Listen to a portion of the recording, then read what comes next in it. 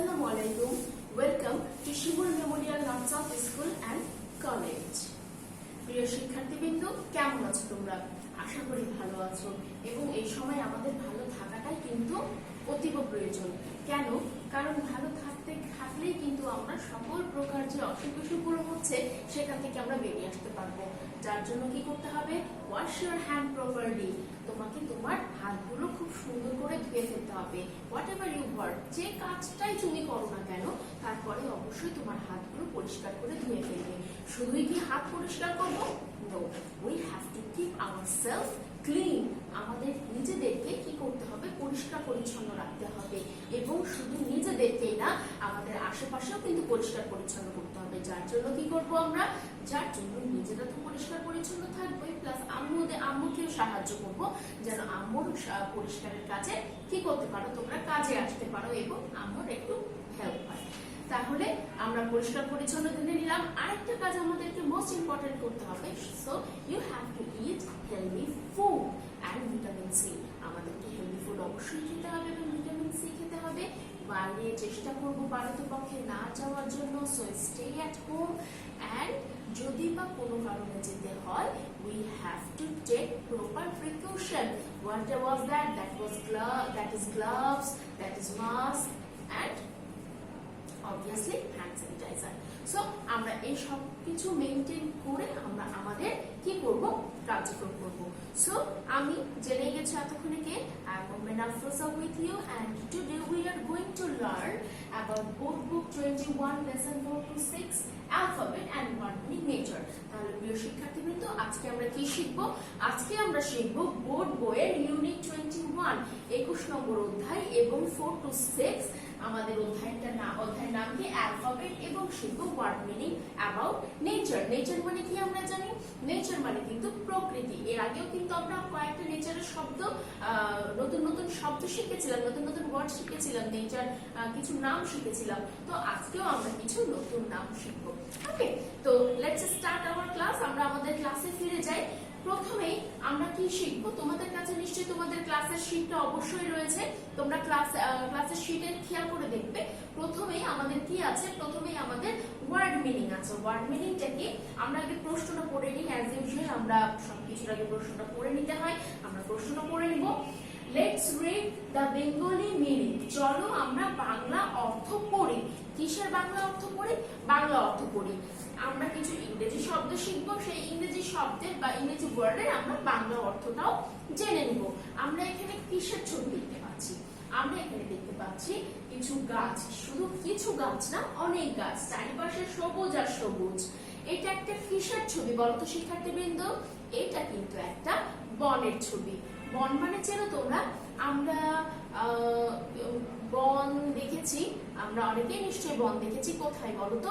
সুন্দরবনে। রাইট, সুন্দরবনে কে কে গেছো? হাত তুলো দেখি। যারা যাওনি তারা এই লকডাউন শেষে অবশ্যই আব্বু আম্মুকে সাথে করে একবার সুন্দরবন অবশ্যই ঘুরে আসবে। ওকে, তো এই যে বনে কি থাকে? বনে থাকে অসংখ্য ছোট বড় গাছ, ঔষধি গাছ, ফলের গাছ, ফুলের গাছ, কিছু জঙ্গলে হয় এরকম গাছ। সো এই গাছগুলো মিলে কিন্তু তৈরি হয় কি? বন। তাহলে এই বনের ইংরেজিটা কি? এই বনের ইংরেজি হচ্ছে ফরেস্ট। Forest, FOREST, forest. এই ফরেস্টের অর্থটা কি? এই ফরেস্টের অর্থ হচ্ছে বন। এই ফরেস্টের অর্থ কি? বন। তাহলে বনের ইংরেজি কি শিখলাম আমরা? বনের ইংরেজি শিখলাম ফরেস্ট, FOREST, ফরেস্ট। আমার সাথে কিন্তু তোমরা সবাই পড়বে ফরেস্ট, FOREST, ফরেস্ট। ফরেস্ট মানে কি? ফরেস্ট মানে কিন্তু বন। ওকে, এবার চলো নেক্সটে যাই। নেক্সটে কি আছে আমরা দেখে নিই। কি দেখতে পাচ্ছি আমরা এখানে দেখতে পাচ্ছি একটা উট হেঁটে যাচ্ছে, হাসতে হাসতে হেঁটে যাচ্ছে। কোথায় হেঁটে যাচ্ছে বলো তো? একটা বালুচর জায়গা। মানে কি এটা? এইটা মানে হচ্ছে মরুভূমি। খেয়াল করো শিক্ষার্থীবৃন্দ, এখানে কিন্তু পিরামিডও রয়েছে। মরুভূমি। মরুভূমি কি বলতো? মরুভূমি হচ্ছে বালুচর একটা জায়গা, যে জায়গাটা শুধুই বালু এবং সেখানে কে চড়ে? উট চড়ে। তো এই মরুভূমির ইংরেজিটা কি? এই মরুভূমির ইংরেজি হচ্ছে ডেজার্ট। ওকে, ডেজার্ট। ডেজার্ট মানে কি? মরুভূমি। ওকে, DESERT, ডেজার্ট। ওকে, নেক্সট আমরা চলে যাই। নেক্সট আমরা কিসের ছবি দেখতে পাচ্ছি? আমরা দেখতে পাচ্ছি দারুণ একটা দৃশ্যের ছবি, তাই না? এখানে একটা আমরা গাছ দেখতে পাচ্ছি, পানি দেখতে পাচ্ছি, মানে নীল পানি দেখতে পাচ্ছি দুইটা বোট চলে বেড়াচ্ছে, পাখি দেখতে পাচ্ছি, হোয়াইট কালারের একটা পাখি, এবং এখানে একটা বিচ দেখতে পাচ্ছি। বিচ, তার মানে বলো তো জায়গাটা কোথায়? অবশ্যই জায়গাটা হচ্ছে সমুদ্র, তাই না? আমাদের সমুদ্র, মানে পৃথিবীর সবচেয়ে বড় সমুদ্র সৈকত কোনটা বলো তো? কক্সবাজার। আমরা অনেকেই গেছি, তাই না? তো আমাদের এই দৃশ্যটা কিসের? এই জিনিসটা কি নাম কি? এটার নাম হচ্ছে সমুদ্র, দ্যাট ইজ সি। ঠিক আছে, SEAC, সি মানে কি? সমুদ্র। এই সমুদ্রটার অর্থ হচ্ছে, ইংরেজি হচ্ছে সি, এটা হচ্ছে সমুদ্র। সো আমরা শিখে ফেললাম। আরেকটা শব্দ শিখবো আমরা, দ্যাট ইজ স্টার। আমরা একটা রাইম শিখেছি, তাই না? রাইমটা কি? ছোটবেলা থেকে শিখে এসেছি। Twinkle, twinkle, little star, how I wonder what you are, up above the world so high, like a diamond in the sky. আমরা শিখেছি, তাই না? তাহলে এই যে স্টার, স্টার মানে কি? স্টার মানে তারা। কোথায় থাকে স্টার? অবশ্যই রাতের আকাশে টিমটিম করে জ্বলে আর আলো দেয়। তো এই তারার ইংরেজি কি? এই তারার ইংরেজি হচ্ছে স্টার, STAR, স্টার। স্টার মানে কি? তারা। স্টার মানে কি? তারা। আমরা আবার পড়ি স্টার, STAR, স্টার। তাহলে শিক্ষার্থীবৃন্দ আমরা কি কি শিখলাম? আমরা শিখলাম প্রথমে ফরেস্ট, আমরা শিখলাম। সেকেন্ডে কি শিখলাম? আমরা চলে যাই নেক্সটে, এটা ফরেস্ট, আমরা শিখলাম ডেজার্ট, আমরা শিখলাম সি এন্ড স্টার। তাহলে আমরা 4টা শব্দ শিখে ফেলেছি। তাহলে শিক্ষার্থীবৃন্দ আমাদের প্রথম 1 নম্বর কমপ্লিট হয়ে গেছে। আমরা এবার চলে যাব 2 নম্বর আইটেমে। আমাদের 2 নম্বর আইটেমটা কি? আমাদের 2 নম্বর আইটেম হচ্ছে ট্রান্সলেট ইনটু ইংলিশ, অর্থাৎ ইংরেজি থেকে বাংলায়, বাংলা থেকে ইংরেজিতে রূপান্তর। বাংলা তোমাদের শিখে দেওয়াই আছে, সেখান থেকে আমরা কি করব? ইংরেজিতে রূপান্তর করব। 2 নম্বরে আমাদের কি আছে? Translate into English. Let's translate into English. চলো আমরা ইংরেজিতে রূপান্তর করি। প্রথমটা আমাদের কি আছে? আমি ঘুড়ি উড়াই। তাহলে এটার ইংরেজি কি হবে? আই। ঘুড়ি উড়াই, আই ফ্লাই এ কাইট। আমি ঘুড়ি উড়াই। আমরা কি শিখেছি? কাইট মানে কি? ঘুড়ি। শিক্ষার্থীবৃন্দ, আমি বলেছিলাম তোমাদেরকে আকাশের এই সিজনটা এমন, সবাই কিন্তু এখন ঘুড়ি উড়াচ্ছে। তোমরা যদি ঘুড়ি উড়ানো দেখতে চাও এবং ঘুড়ি উড়াতে চাও, অবশ্যই কিন্তু আব্বু আম্মুকে নিয়ে ছাদে চলে যাবে, তারপরে ঘুড়ি উড়ানো দেখবে এবং অবশ্যই ঘুড়ি উড়াবে। তাহলে আমি ঘুড়ি উড়াই, এর ইংরেজি কি? I fly a kite. আমি ঘুড়ি উড়াই। উঠে দাঁড়াও, সেকেন্ড ওয়ান, উঠে দাঁড়াও, stand up, STAND, stand up. উঠে দাঁড়াও, স্ট্যান্ড আপ, উঠে দাঁড়াও।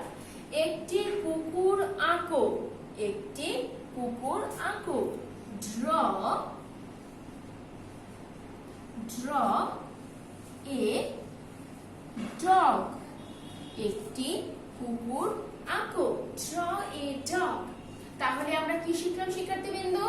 আমি ঘুড়ি উড়াই, I fly a kite, I FLY, fly a KITE, kite, I fly a kite. উঠে দাঁড়াও, stand up, উঠে দাঁড়াও, stand up, STAND, stand up, UP, up. C number, একটি কুকুর আঁকো, একটি কুকুর আঁকো, draw a dog, draw a dog, DRAW, draw a DOG, dog, draw a dog. ওকে, তাহলে শিক্ষার্থীবৃন্দ আমরা শিখে ফেললাম যে how to translate into English. এরপরে চলে যাব আমরা নাম্বার 3 আইটেমে। ওকে, নাম্বার 3 আইটেমে কি আছে শিক্ষার্থীবৃন্দ? 3 আইটেমে আছে let's write the opposite word. আগে আমরা একটু পড়ে নিব, শিখে নিব, বুঝে নিব এবং তারপরে অবশ্যই লিখব আমরা একসাথে। এখানে আমরা দেখতে পাচ্ছি 4টা ছবি এবং অপোজিট ওয়ার্ড। প্রথমেই জেনে নিতে হবে আমাদের অপোজিট ওয়ার্ড কি। আমরা তো অপোজিট ওয়ার্ড মানে জানি। আমরা অপোজিট ওয়ার্ড মানে আমাদের অপোজিট ওয়ার্ড মানে কি? অপোজিট ওয়ার্ড মানে হচ্ছে বিপরীত শব্দ, অর্থাৎ কি একটা শব্দে বিপরীত শব্দটা আমাকে ব্যবহার করতে হবে। যেমন এই ছবিটাতে আমরা খেয়াল করি, এইখানে একটা ছেলে কি করছে, একটা বয় এখানে বসে আছে আর এখানে দাঁড়িয়ে আছে। তাহলে দাঁড়ানোর ইংরেজি কি? স্ট্যান্ড, এবং বসে থাকার ইংরেজি কি? সিট। তাহলে স্ট্যান্ডের অপোজিট কি হলো? সিট। স্ট্যান্ড মানে দাঁড়ানো, সিট মানে বসা। প্রত্যেকে আমার সাথে পড়বে। স্ট্যান্ড মানে দাঁড়ানো, সিট মানে বসে পড়া। স্ট্যান্ড মানে কি? এক্স্যাক্টলি দাঁড়ানো। সিট মানে কি? বসে পড়া। স্ট্যান্ড মানে দাঁড়ানো, সিট মানে বসে পড়া। এখানে কি আছে দেখি শিক্ষার্থীবৃন্দ? নেয়ার ফার। নেয়ার ফার। নেয়ার মানে কাছে, ফার মানে দূরে। নেয়ার মানে কি? কাছে। নেয়ার মানে কাছে, ফার মানে দূরে। Big little. বিগ মানে বড়, লিটল মানে ছোট। এখানে দেখো এটা গামি বিয়ার, তাই না? এই গামি বিয়ারটা বড়, দ্যাট ইজ বিগ, এন্ড এই গামি বিয়ারটা ছোট, that is little. Big little. এখানে কি দেখতে পাচ্ছি? এখানে দেখতে পাচ্ছি আমরা সান, আর এখানে দেখতে পাচ্ছি মুন। তাহলে আমরা তো সবাই জানি সান কখন ওঠে? অবশ্যই দিনের বেলা। আর মুন কখন আকাশে ওঠে? মুন উঠে রাতের বেলা। তাহলে এইটাকে বলা হচ্ছে ডে, আর এটাকে বলা হচ্ছে নাইট। যখন সান উঠে থাকবে তখন এই সময়টাকে বলবো আমরা কি? ডে। ডে মানে কি? ডে মানে দিন। ডে মানে দিন। আর যখন আকাশে চাঁদ উঠবে তখন আমরা সেই সময়টাকে কি বলবো? সেই সময়টাকে বলবো রাত। So NIGHT night. ডে মানে দিন, নাইট মানে রাত। ডে মানে দিন, নাইট মানে রাত। তাহলে আমরা কি শিখলাম? Stand, seat. স্ট্যান্ড মানে দাঁড়ানো, সিট মানে বসা। নিয়ার মানে কাছে, ফার মানে দূরে। বিগ মানে বড়, লিটল মানে ছোট।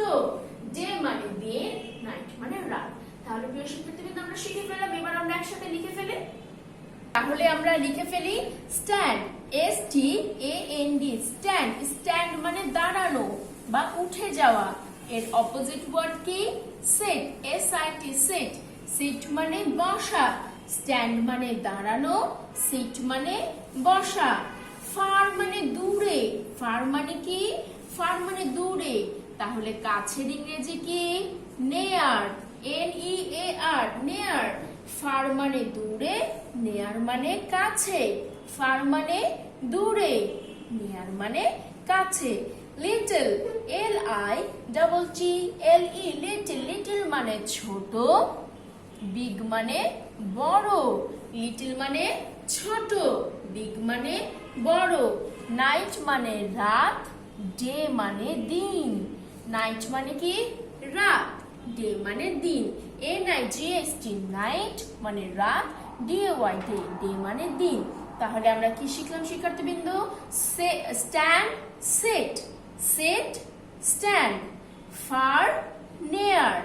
নেয়ার, far. Little, big. Big, little. Night, day. Day, night. তাহলে আমরা শিখে ফেললাম যে অপোজিট ওয়ার্ড কিভাবে লিখতে হয়। শিক্ষার্থীবৃন্দ আমরা তাহলে শিখে ফেললাম কিভাবে অপোজিট ওয়ার্ড পড়তে হয়, মুখস্থ করতে হয়, অর্থ বুঝতে হয় এবং লিখতে হয়। এরপরে চলে যাবো আমরা 4 নম্বর আইটেমে, নাম্বার 4। নাম্বার 4 আইটেমে কি আছে আমরা একটু লক্ষ্য করি। Let's arrange the letters to make word. Let's arrange the letter. বর্ণগুলো কি করো? সাজাও, গোছাও। এলোমেলো বর্ণগুলো গোছাতে হবে। টু মেক এ ওয়ার্ড, একটা সঠিক অর্থপূর্ণ শব্দ তৈরি করার জন্য এই যে এলোমেলো শব্দগুলো আছে, লেটার গুলো আছে, সেই লেটার গুলোকে আমাকে সাজাতে হবে। এটা কি হবে শিক্ষার্থীবৃন্দ বলো তো? এটা কিন্তু এর আগেও আমরা করেছি। এটা হবে pencil, P E N C I L, pencil. Pencil মানে মানে যে জিনিসটা দিয়ে আমরা লিখি, ড্রয়িং করি, তাই না? এটা পেন, পেনটা হয় কালি দিয়ে, আর পেন্সিলটা হয় একটা মানে হচ্ছে যে একটা অ্যাশ কালারের নিব দিয়ে, যেটা কিন্তু আমরা আবার ইরেজও করতে পারি, পেন্সিল। ওকে, আমরা এটা নেক্সটে চলে যাই। নেক্সট এটা কি হবে বলো তো? এটা হবে read, R E A D, read. Bag, B A G, bag. Join, J O I N, join. তাহলে প্রিয় শিক্ষার্থীবৃন্দ দেখো কি হলো? Pencil, P E N C I L, read, R E A D, read, read মানে পড়া। Bag, B A G, bag, bag মানে থলে। Join, J O I N, join, join মানে যুক্ত করা। তাহলে খেয়াল করবে শিক্ষার্থীবৃন্দ, আমি কিন্তু প্রত্যেকটাই ক্যাপিটাল লেটারে লিখেছি। এইখানে যেমন আমার প্রশ্নতে ছিল কি প্রত্যেকটাই ক্যাপিটাল লেটার, আমি কিন্তু অ্যানসারও লিখেছি প্রত্যেকটাই ক্যাপিটাল লেটারে, কোনোটাতে কিন্তু আমি স্মল লেটার ব্যবহার করিনি। সুতরাং তোমরাও স্মল লেটার ব্যবহার করবে না, আমরা প্রত্যেকটা লেটারে ক্যাপিটাল ব্যবহার করব।